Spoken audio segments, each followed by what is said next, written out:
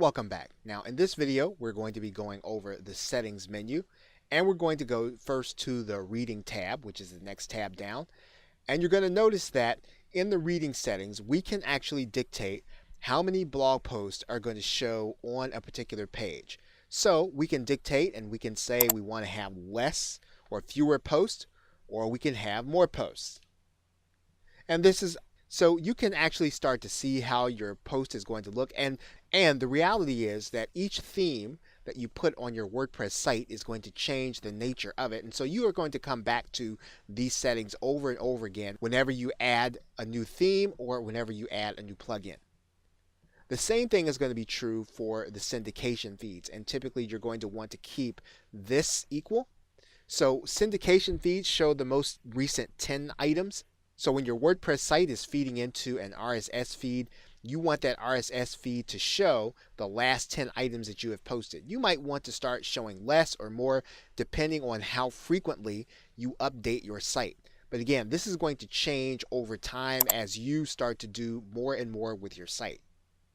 Now inside of an RSS feed, you can actually dictate how much the reader is going to be able to see. If you want them to have a summary so that they have to come back to your site to read the rest, you can click summary. If you want them to read the whole thing so that they might be interested in more of what you have to say, you'll click full text. And again, this is going to vary depending on what your business model is.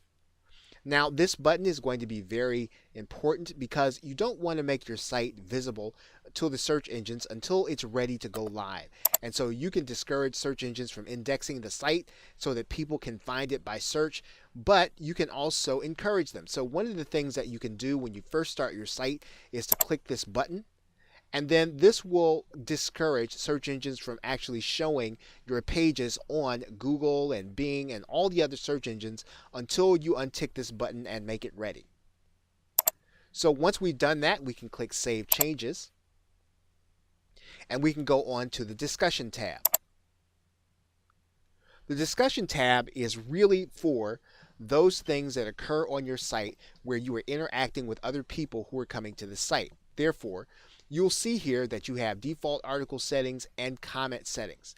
And you will be able to determine what you want to do based on how your interaction will be with your customers and with your site visitors. And again, all of these things are going to vary every time you do a new theme, or you change something about your site, or you change the way you're going to be doing business.